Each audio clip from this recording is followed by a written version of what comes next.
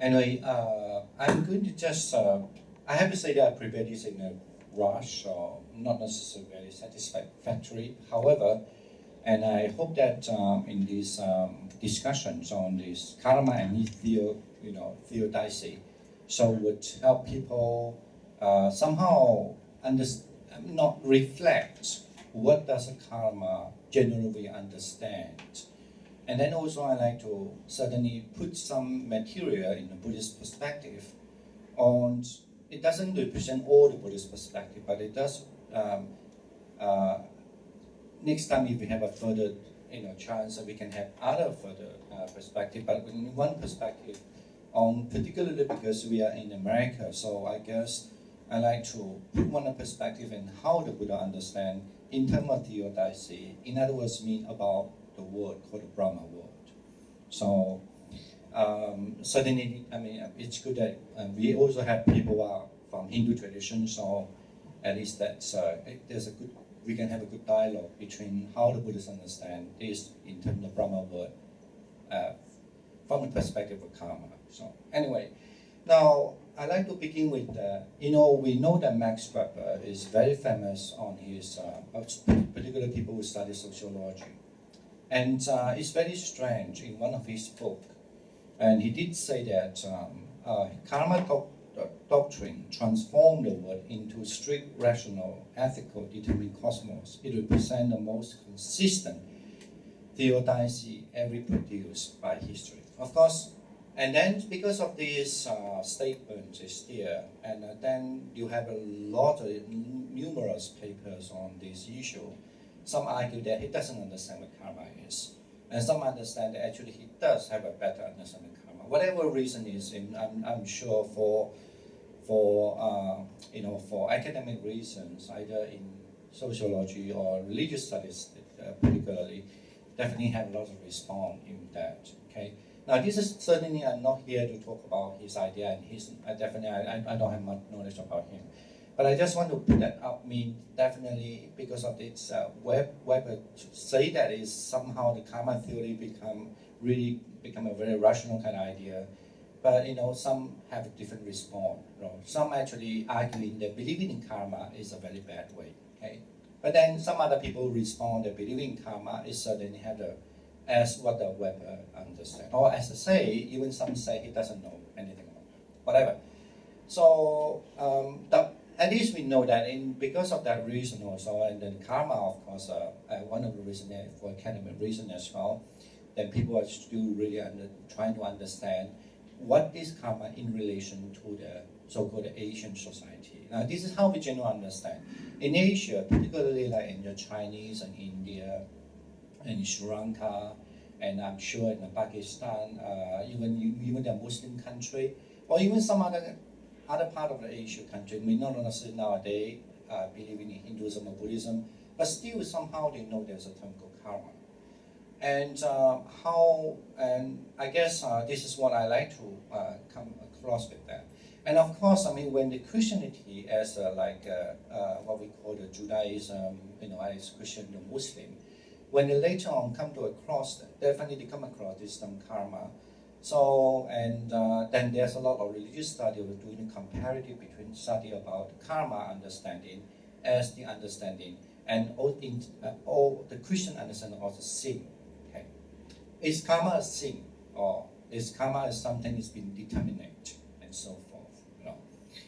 And now let's just put here when we say that Theodicy. So basically, Theodicy is just the problem is that Theodicy is always in Christianity always referred to even in Christianity or even in Judaism religion, in this so-called theistic religion in general, not exclude Hindu or what we call Brahmanism or Hinduism, but those what we call this like Christianity or Muslim, or especially this Christianity and Catholicism as well as the Judaism.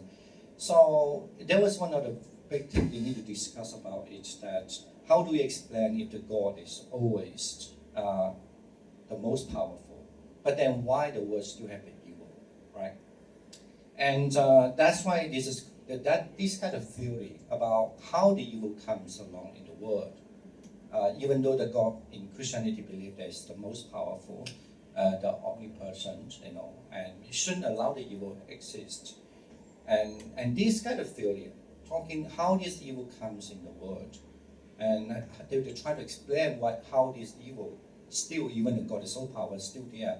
This kind of understanding is called the Theodicy, or usually the Theodicy. And this Theodicy certainly had to address how the original sin comes along. I'm sure that people know that Christianity always understand that because of the couples would abandon the God, so that's how we have to start to have the sin, right? I'm not as a Christian missionary, so I'm not going to introduce much more about that. So, however, that before this kind of Christian understanding come to Asia, of course, Asia never have this kind of understanding. For example, Asian people in general, my understanding, unless there's, in earlier time, they have really learned something from like what we call the Christianity or Judaism. Otherwise, we don't have the idea of what we call sin.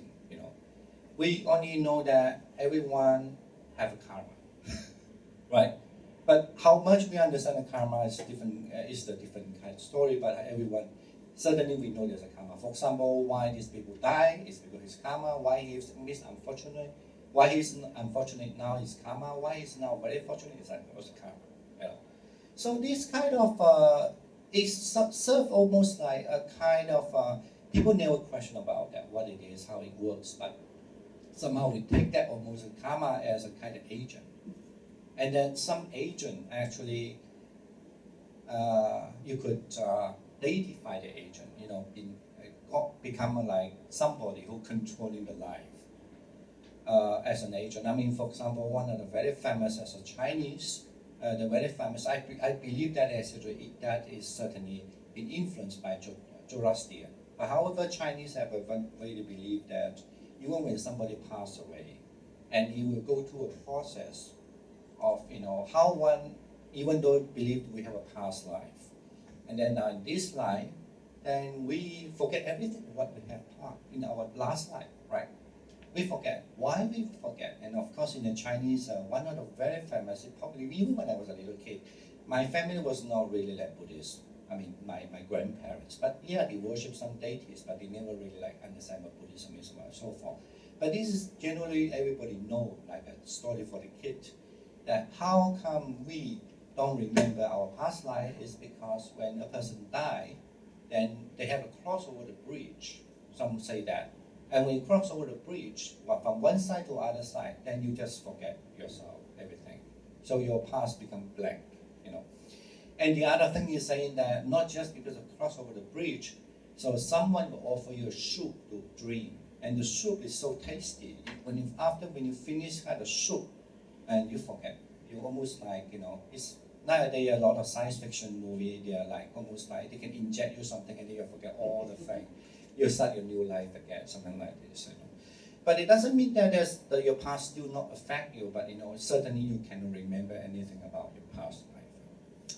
Okay, this is how the karma is. In other words, when we say, I put this in the, of course, Theodicy is just because if we have a Christianity, we can discuss about this, how they think that God actually can intervene between these things.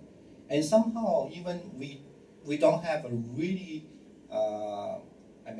explicit explanation, explicit knowledge that there's some agent invent our life. But still within the karma in terms of something happening, or some agent, some kind could be, even for the general folk people, that actually given us the result, And as I just mentioned, is one of the thing it's clear is like the karma. Why we can remember the past is because there's some agent give us something, and then we just forget our past life.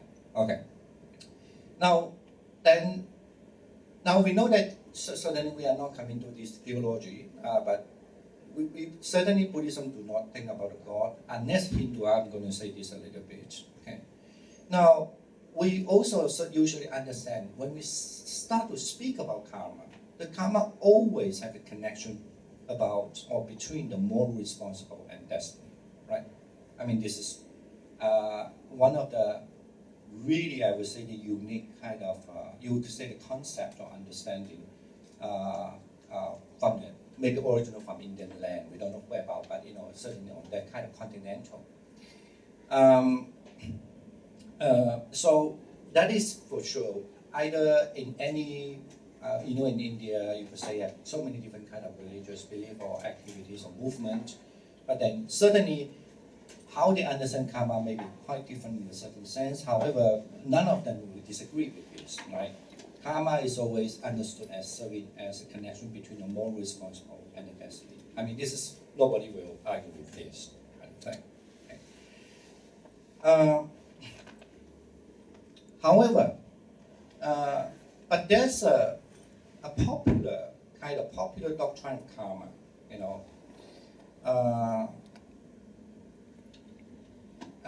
let me see. Certainly, it's saying that whatever.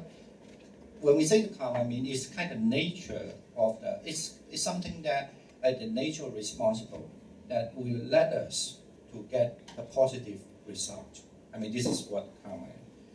Now, let me just put it in something about the sutta first. Even this sound is very similar to, perhaps even to Hindu generally. So according to the seeds that sow is the fruit here, reap themselves. Anyway, basically mean whatever seed you plant, you get what kind of fruit, And this is very common. Say today we don't have a Thai people, but I put the Thai here.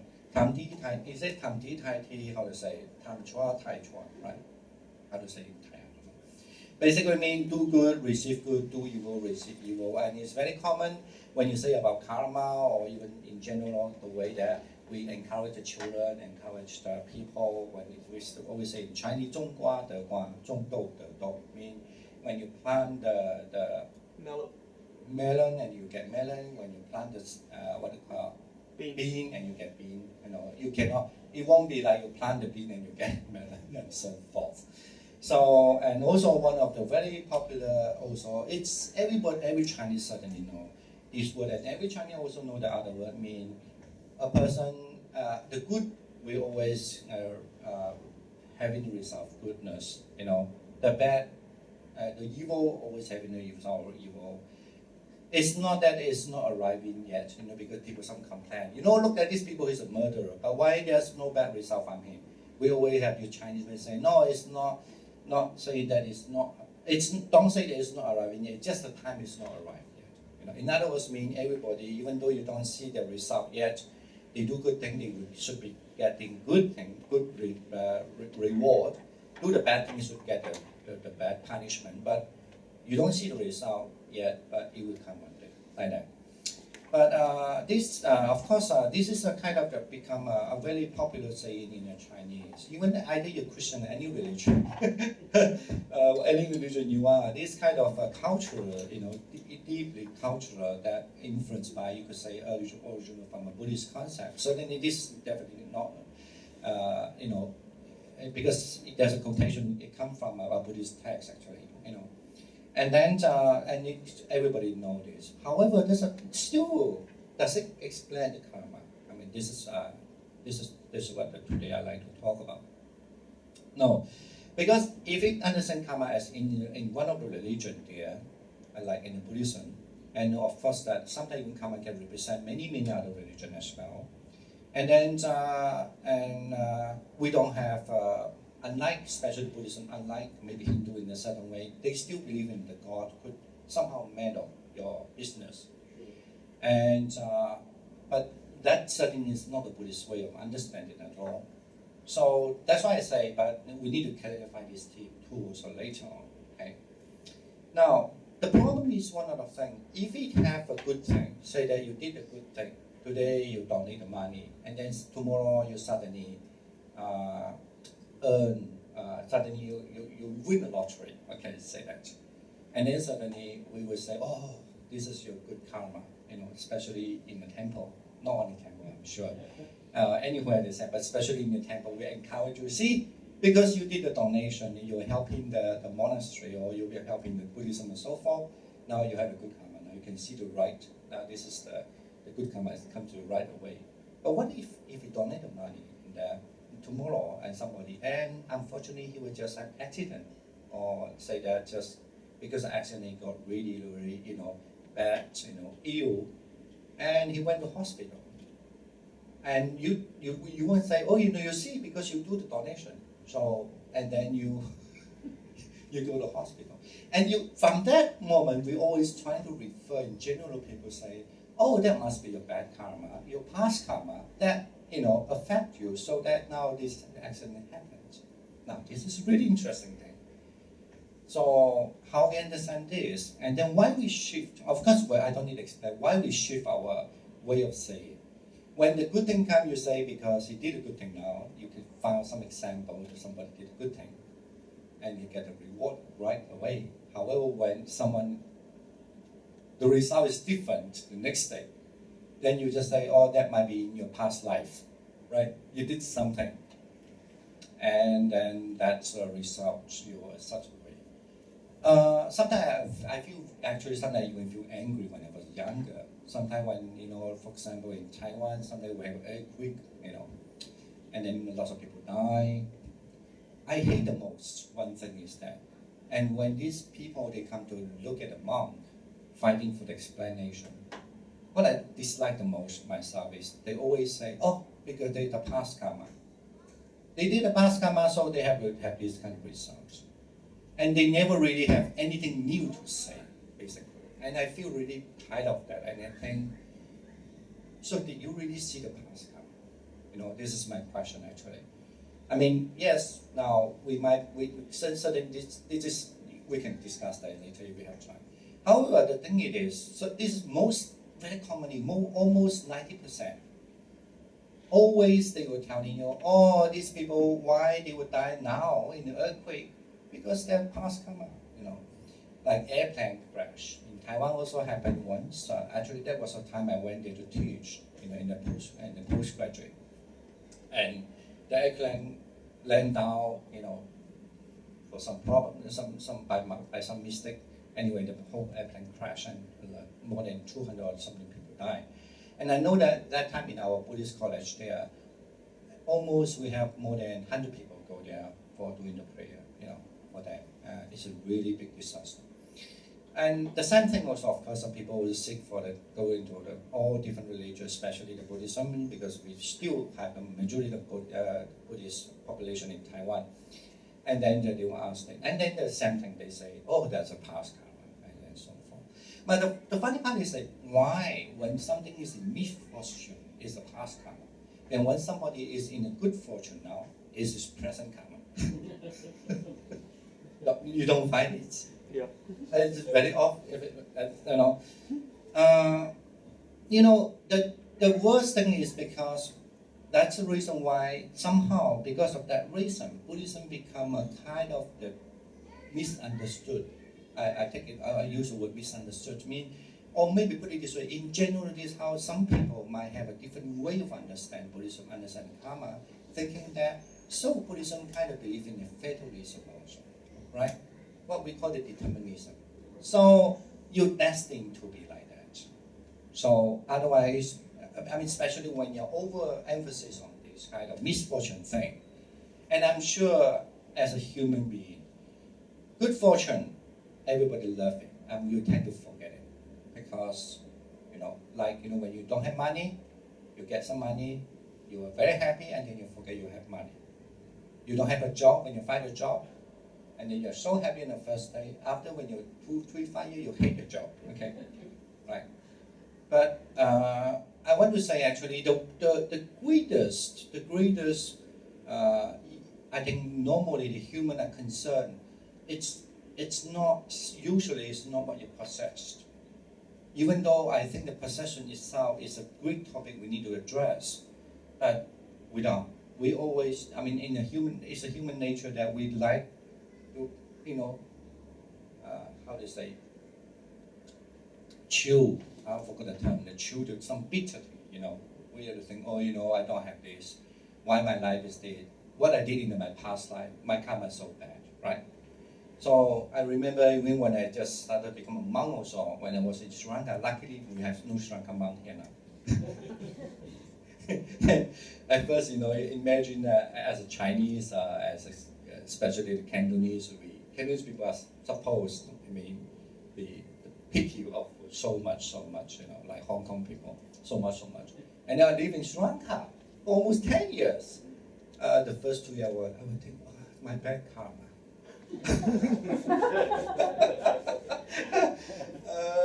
That was 30 years ago. I lived there. I went in 1987. Imagine I lived there. It was really hard for me.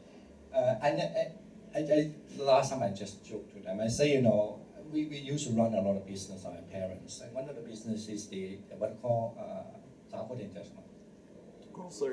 grocery store. And in our place, the grocery store have a lot of cans. So many. So I know a lot of cans. We import the cans from, in those days from Australia and England and so forth. We had lots of big cans.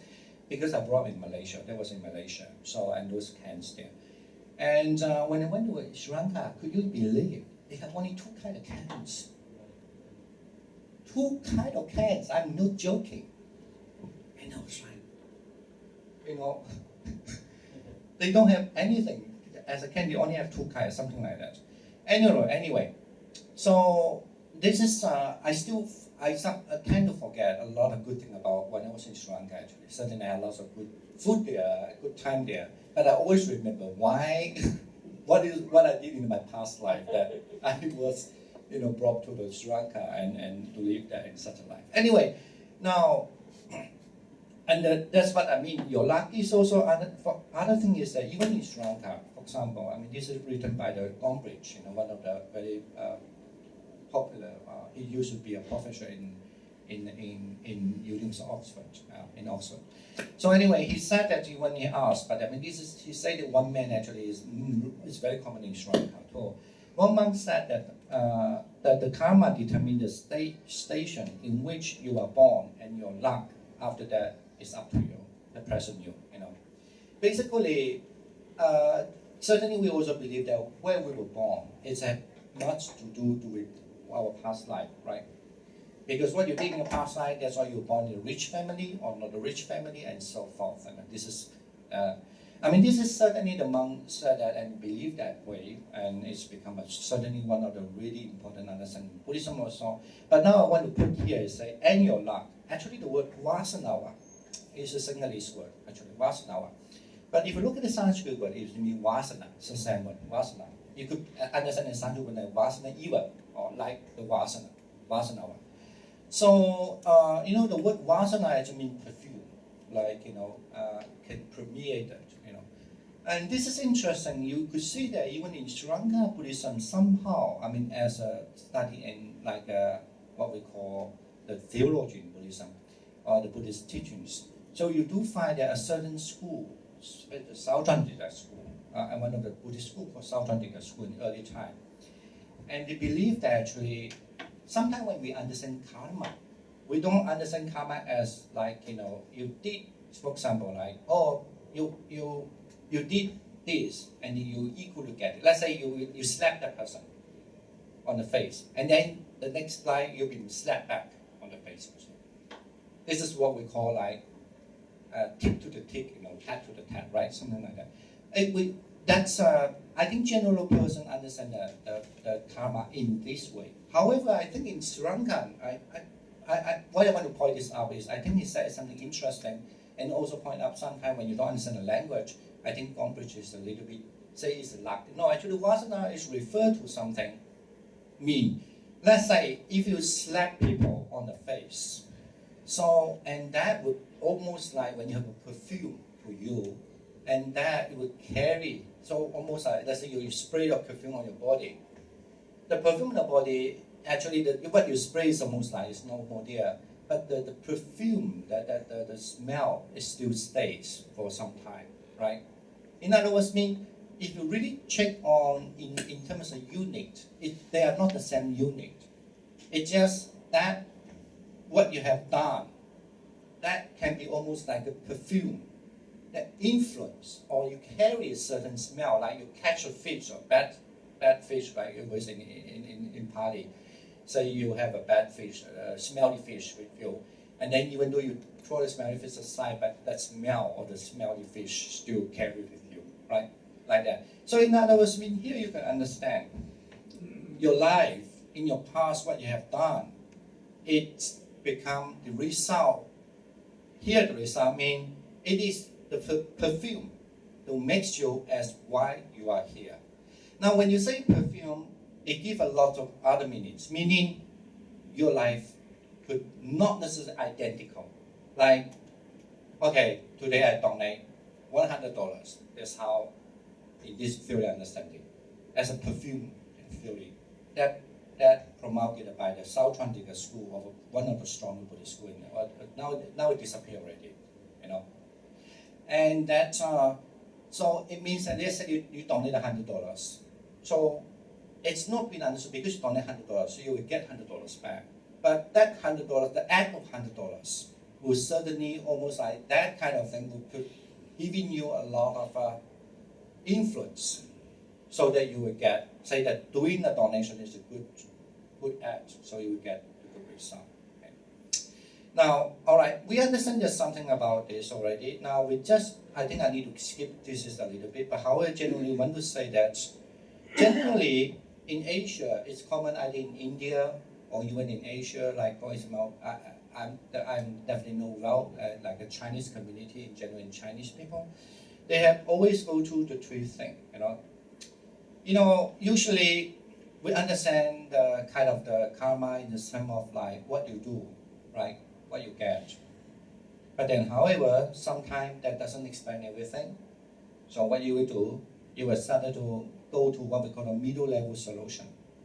Then you will go to look for the god of the tree, the spirits, and either in Chinese the same, and then they will think, okay, now I did what I should do. Supposed to be have a good karma now, but it doesn't come to me. And what you will do, right? You will go to seeking the advice from the spirits, right? And don't you have this kind of thing? No? I'm sure I saw some movie in Korea too, and about Korea, and they will go to, you have Korean kind of, to me, like a Taoism. Of course, I don't know what they I don't know about the language, but they have a kind of different thing that makes you think you can change your life, right? This is something like some other intermediate kind of thing. And then, or maybe even look for astrology, right? Astrology, for example, that's the reason why in Chinese also still they do that, even though a little less now, that when people want to get married, they have to go for, they know that, karma means I do good things, I should have a good wife, but they still have to look for astrology because this karma, you're seeking for the second medium level, and just hope that astrology as a mean that will help you to find a good karma, a better karma for you, right? So, and then, so that you can have more successful, or the match, they can earn money together, or this person is, okay, you're supposed to have money, but if you marry this wife, no, you cannot, because he's going to take all your money away, having a bad karma like that. So you seek for the advice from astrology or the spirit, and even in China, you have this possession, and like, possess and telling you, so whether you should marry this person and so forth. Now, however, sometimes I'm sure you know that in our daily life also, when this kind of normal thing doesn't explain, and even the media, what we call the middle level solution, doesn't explain or cannot explain or cannot give you the satisfying reason, and what you put, the same thing what I just explained. And then you will say that, okay, that must be because that must be because of my past life, right? And you just eat it. You just stay with them. Now, in either way, those things represent one thing. Mostly, we have a general idea that karma is a fatalism. Meaning, you cannot change everything almost, right? What you have did in your past, you bound to have to face that karma. And most of the people understand that as a kind of, as I say, it's almost like an agent. if you put it as almost like a Theodicy way of understanding, even though it's not a God, but the agent that makes your life in such a way. You need to submit yourself. Even I'm talking almost like Christianity now. You need to submit yourself in believing that or understanding or accepting that because that kind of faith you have done in your past that makes you this faith now you need to accept. Now, like, when I'm not happy, I might be, of course I don't have this problem now. When I was younger, of course, I did think that. So this is maybe my faith, that I have become a monk, right?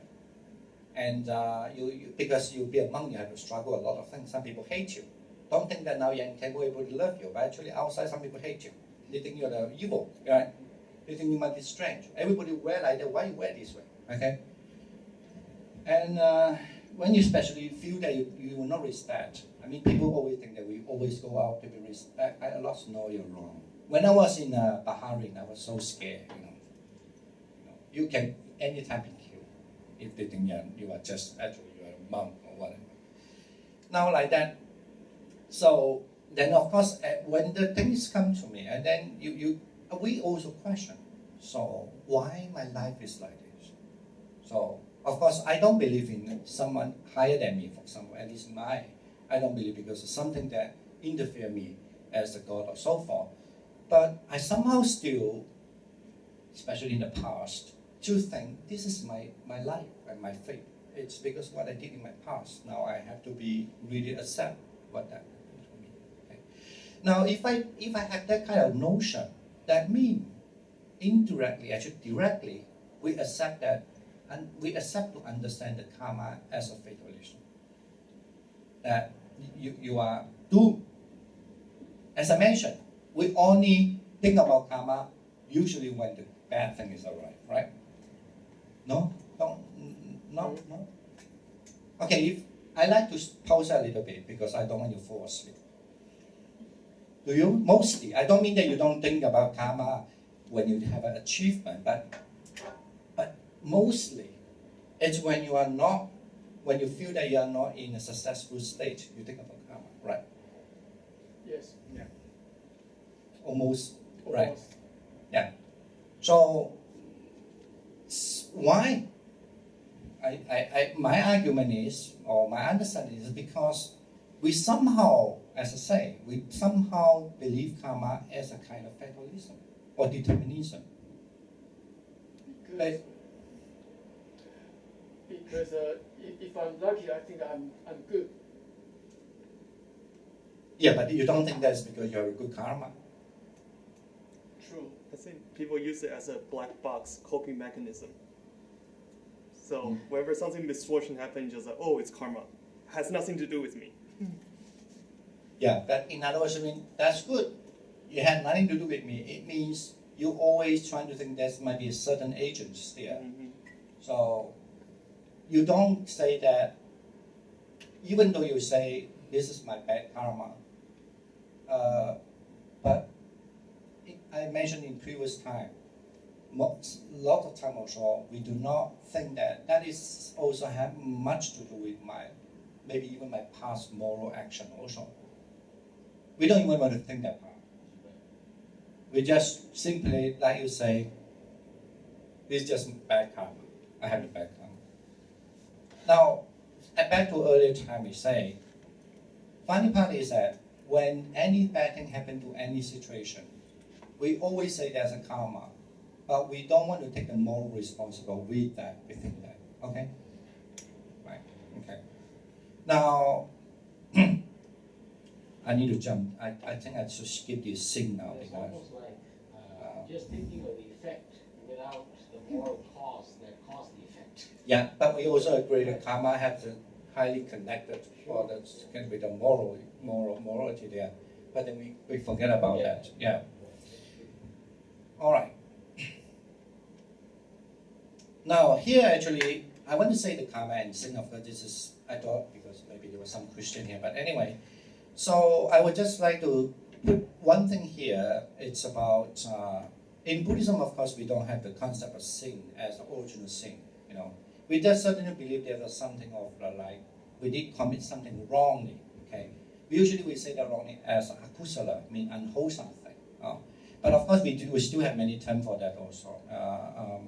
Even like a barber or did something wrong, okay, or evil, whatever. But we don't have the concept of the original sin.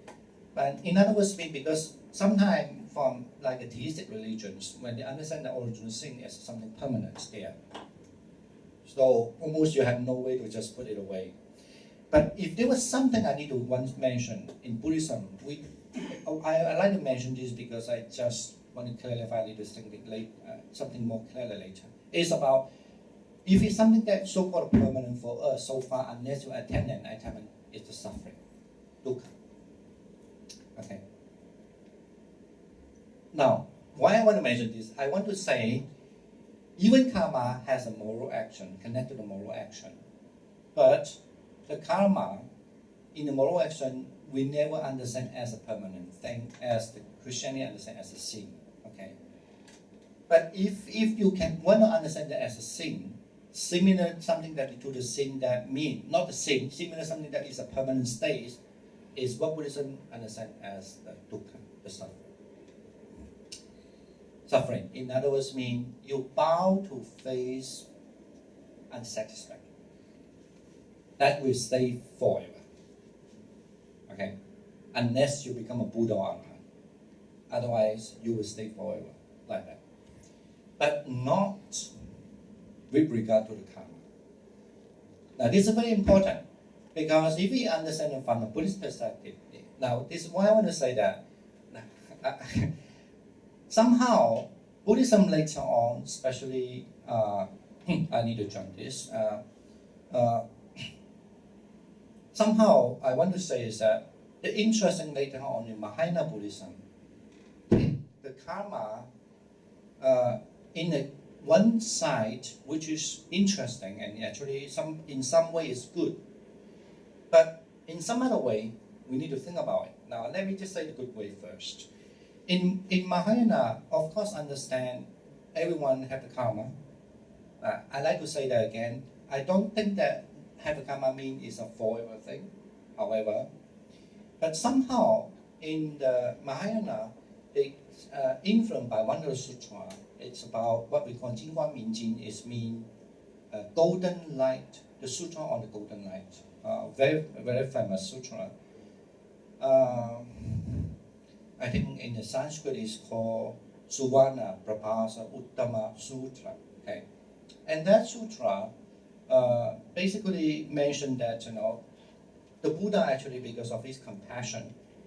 So if you are worship the Buddha or adorn the Buddha, or you pray your great faith to the Buddha, so whatever you commit on the wrong karma will be washed away.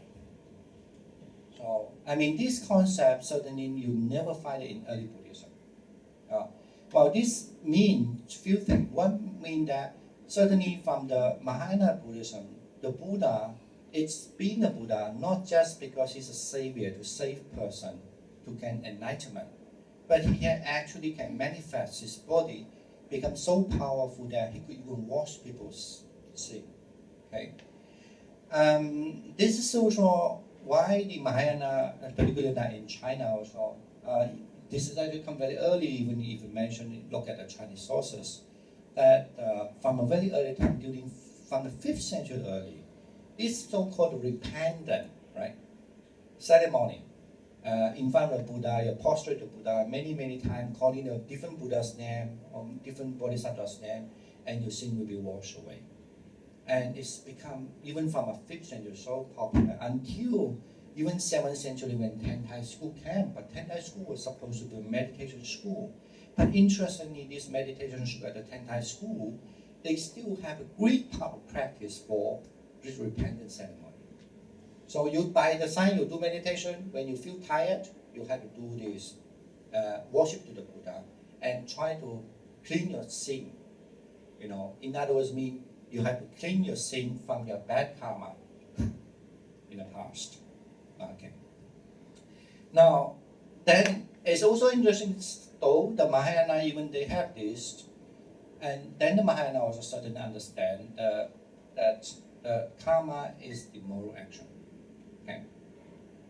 And then, but you should do that kind of in front of Buddha, have a great faith to the Buddha so that you can clean the sin. That carries later, even now, that most of the people I know as a Chinese, even sometimes it's very hard for me to shake that away too.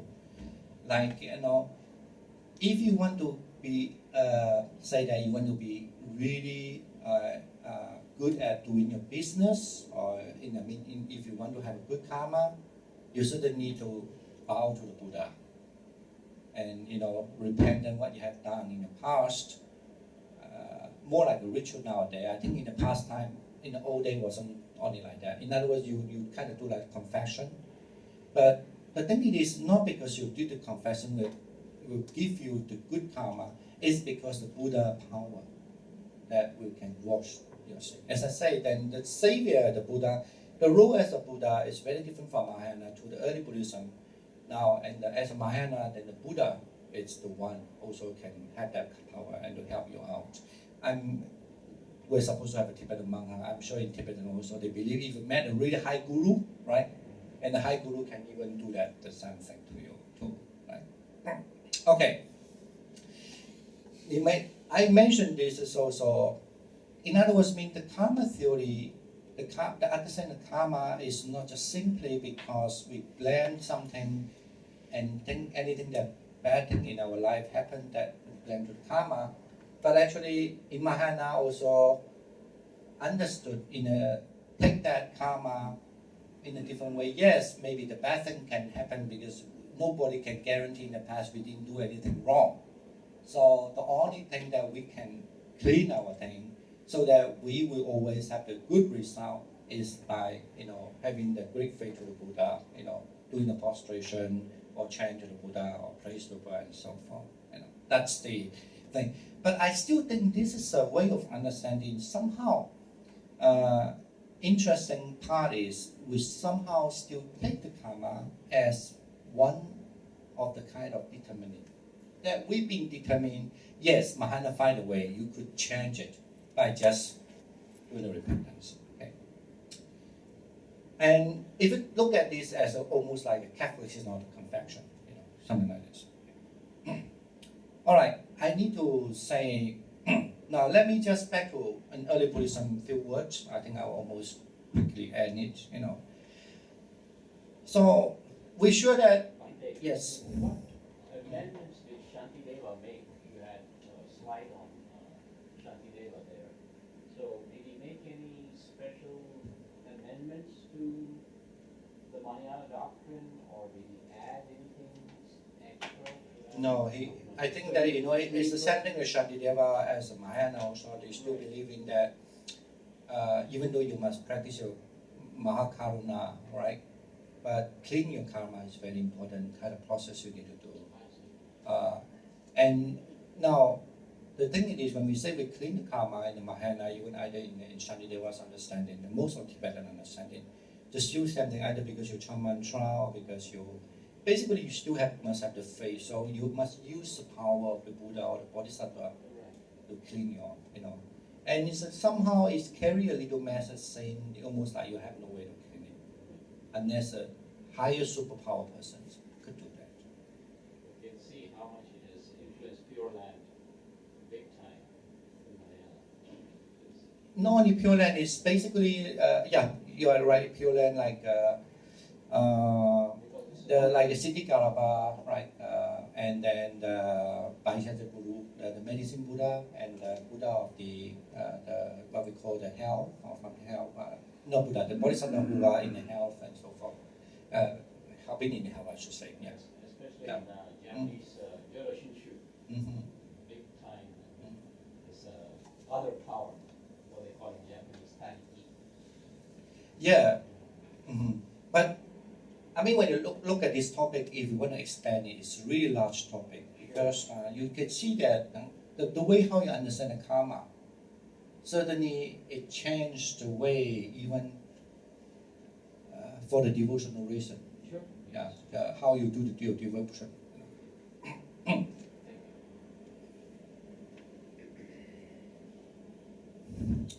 Now we're back to everybody agree with this statement, but not necessarily everybody will remember.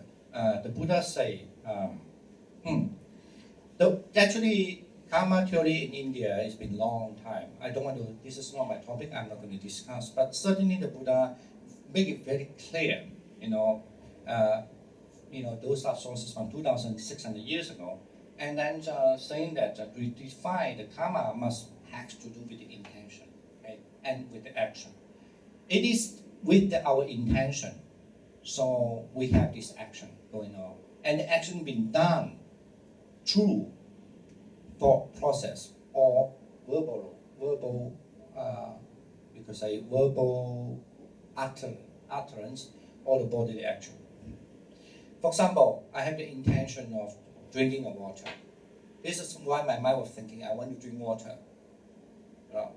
And that intention, if I didn't drink the water, and if I leave the water over there, somehow you took the water, put it here, whatever the thought I'm giving here, my mind somehow will be always distracted, and I think about, where's my water, right? So this is what the Buddha thinks is as an intention, as actually to be defined that when you say the karma, must understand the karma always must be defined as first you have an intention, and then that intention will pull you all the time. So of course my intention is many, and every second I have many different intentions, but there are some strong intentions going. Like today if I come in here, supposed to give a talk about this, and somehow because whatever reason, and I don't have a chance to give a talk, and especially if I'm a very greedy and very strong desire, I get very unhappy, right? Why I get very unhappy? Because my intention, my karma, we're thinking, you call me here to give a talk, but no talk, you still give it. And then this is pulling you. Yes, you maybe distract me, good food, good drink, whatever, but if my mind was not realizing I've been hooked up by the karma, that intention, then I have doomed life, right? That is why I'm staying in this Lotus temple. I would not. Anyway, let me just drink this water first. That's what the Buddha definitely clearly defined in such a way.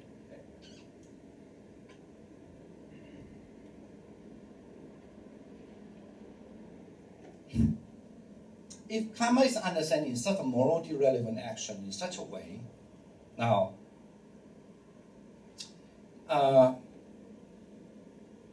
then because of those intentions, of course, that produce the kusala and akusala, the wholesome and unwholesome, right?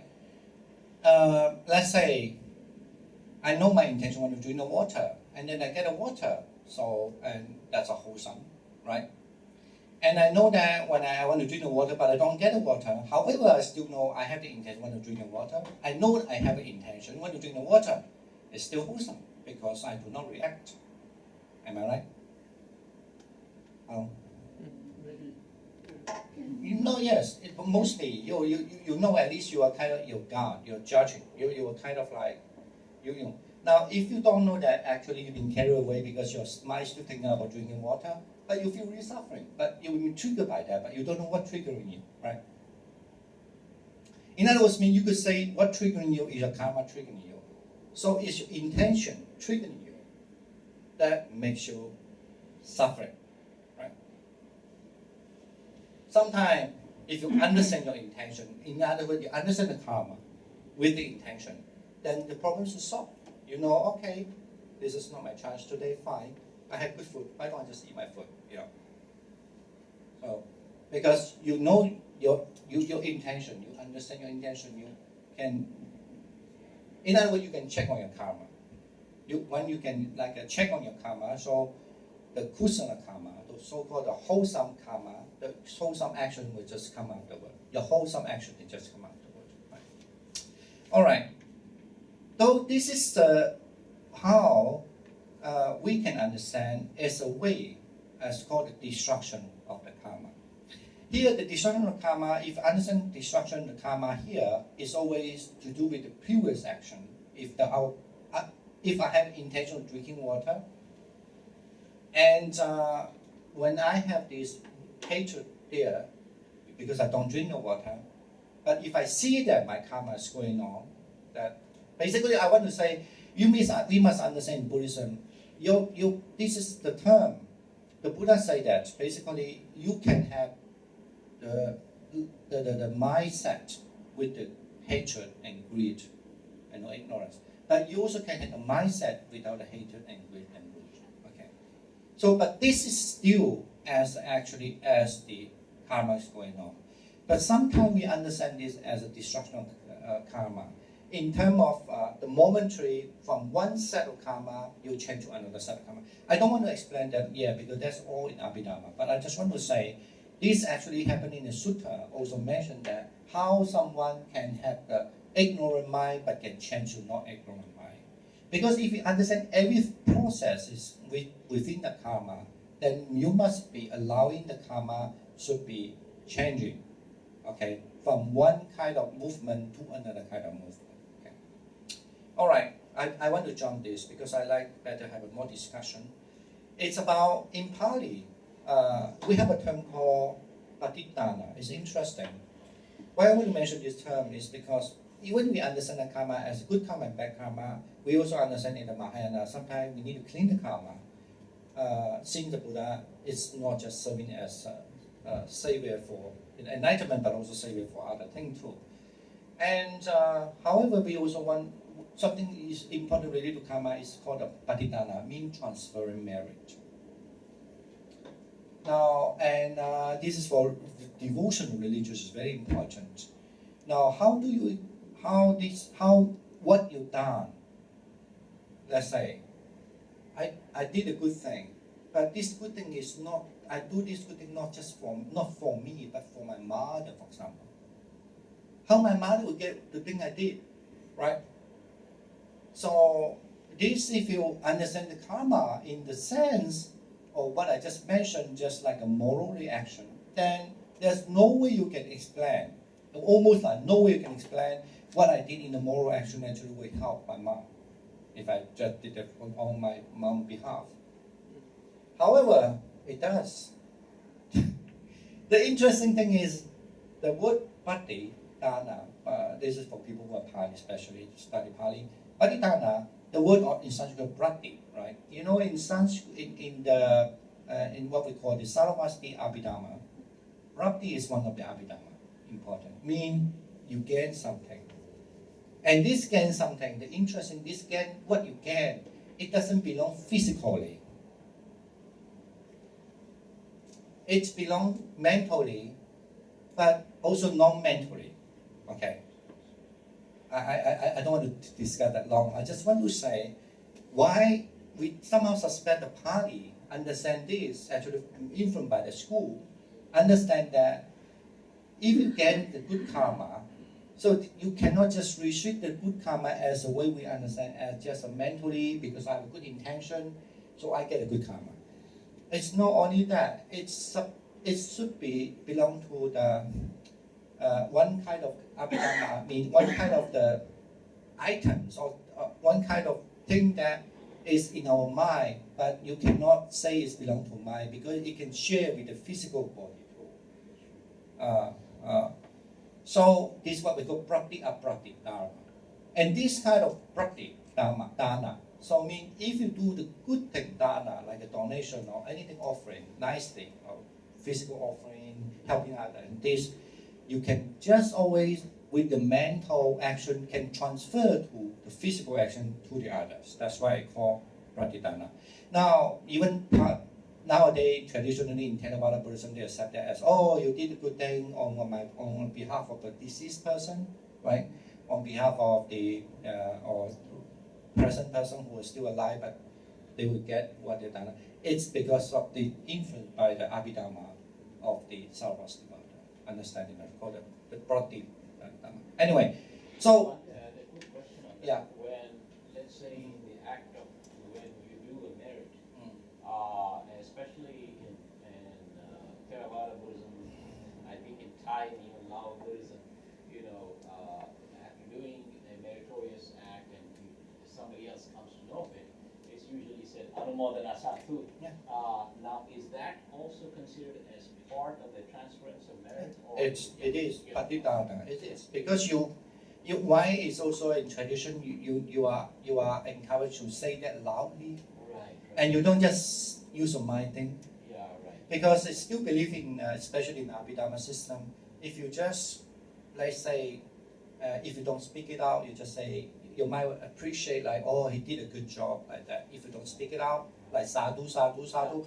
If you don't do that, your karma is maybe weak. Especially if you are not a good meditator, because your karma, you cannot focus so well. But if you express it, because you need the mind process, right, so that you could express it. So supposedly that karma is more strong. And that's why using physical action and the verbal action, even though the mental action are the most important, I'm sure you know in Buddhist concept. However, these two, it's very strong kind of action here. So that dana is sure already, you know. Okay. Anyway, I just want to say that, but good that you asked this question because I forgot to mention. Why just now I want to mention this. The thing about the karma, also destruction of karma, because it's very important. The karma in Buddhist concept still, the best way to get the karma is always much to do with the purification. So how one get a good karma is not just simply to say because he's have a good mind, but it's always because he had a purification mind. His mind is purified. Okay. Okay. And then that's a lot of theory. Okay, let me just finish last few things. Sorry, I always say finish, I forget.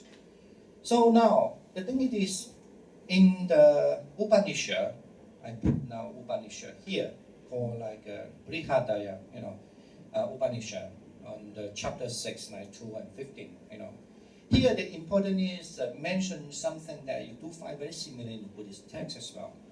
So it's basically just to say that a Brahmin, okay, a Brahmin who are really devote themselves in the religious life, or their devotion in religious life, you could just simply understand that way. So certainly the end, whatever they done in the sacrifice, in the offering, in the fifth chapter is offering the fire and so forth. But here, basically, what the main thing they want to achieve is, it say here, right? It say that and leads them to the words of the Brahma. In these words of the Brahma, they do exhort for age. There is no returning for them. That is certainly very clear, that mentioned in Upanishad. But you do find a very similar actually verses because in the Devacca Sutta in the Buddha and in the early Buddhist text, and then the Buddha did mention about the term God of Brahma Sahaveta, means stay with the Brahma. Okay. And then Buddha say that also they use that so then there's a little criticism there. The Buddha criticized that. They say that they can see the sun and the moon, they don't even know the way to joining the Brahma. Okay. So, but this is a long, I'm not here to discuss what I mean by sun and moon. But you do find the Upanishad also mentions sun and moon here also. So this is, from this passage is very clear that the Buddha somehow, certainly he knows the Upanishad very well. He was just quoting the kind of similar idea from an Upanishad saying that this kind of thing. Why he had this thing? Because there was a Brahmin who knew that when the Buddha was here, he was curious and he was told actually Buddha is a person or enlightened person who know how to stay with the Brahma. Okay. You know, during the Buddha's Brahma as believed the most powerful God, or you could create a God. Okay. And then of course here, then the Buddha, I want to put the story short. The Buddha then mentioned that in order to go to the Brahma world, it's just by faith itself, so that it's not enough. Okay? And they had a long discussion. If you're interested, go back to read the sutra. I mean, you certainly easily can find online now. But the Buddha trying to say that you must have the good action, good karma. Here now, the term he want to use that in order to have the good karma, the action is that you must have the loving kindness mind, compassion mind, altruistic joy mind, and equanimity mind. Not that you have this mind, you need to able to pervade this mind that to everywhere in all the direction. Just like a person stand on the cliff in a very quiet night using a horn, to blow the horn, the sound will be extend to a long. So only when the person who have this kind of good karma now, so this because associated with this kind of mind, good mind, so then those person can stay with the Brahma. In other words, he also assured the Brahmin saying that, in other words, you could say, he think that for this theistic understanding, if someone who wanted to be born to a place as a Brahma Loka, so he must have this good mind. That is state. This is later in other sutras say that that's what somebody must have the mind, a state almost like the God. Okay. So now I end my topic about karma. I'm here not to give answer about karma, but we can have a discussion later. But I want to say that it just let people think, because we don't take the karma as so simple. Okay, you plant a seed, you get a seed. You plant the melon, you get a melon. It's one of the really, really complicated theory, and it could be even very different in even among the Buddhist understanding too. However, but still, even however much there are differences, still the basic principle I think is all agree upon, all the different schools agree upon. But it's just that how they solve this problem, and whether sometimes forget about the basic principle as good thing, or even at whether the basic principle of the Buddhist understanding of karma is it really can justify the whole concept of karma or not. Of course, I'm sure that this is still just leave it to everybody in the future understanding. The last I want to say is actually the karma theory. Of course, we think it's very simple. However, it's very important because certainly you can discuss the karma theory in terms of many, many issues. And sometimes why the Asia, or even in general, the way we react with the people, it's also has highly to do with the way you understand karma. Okay, I will end my talk, but I'd like to say a story. For example, one thing I know say that it's like I know some people the way like I know that in Chinese community that some people they learn the karma understand in a too general way without really pondering upon it deeply. So when someone unfortunately was been diagnosed as get a cancer, and then these people are so funny and they seek for helping, saying that, I just went to see a doctor and the result come up saying that I got a cancer. And they understand that, this is your karma. And that answer sound, sometimes in the Buddhist perspective, you could say justifiable. Is it true? Yes, this is really Buddhist perspective. That is my question, right? And of course, unfortunately, that result in a bad result. And then that person, I'm telling the true story and the real case. And then because of that reason, she get very furious. She hate Buddhism. Somehow she met some other Christian, and Christians say, I do the prayer for you. Your life will change. And then just maybe a day after, a doctor called her again, saying that, I'm sorry, I misdiagnosed. Actually, you're fine. And then because of that reason, she became a Christian. Okay? But I'm sure that, at least I cannot blame all for that, but I'm sure they take really great part of it, that if those Buddhists, if they don't say this is your karma, or understand the karma not in such a way, then I think then they will avoid a lot of problems. So I think that understanding the karma certainly, as a Buddhist in itself, certainly take a really, really important part, and to be very careful to say about that. All right, thank you for your attention. Yeah.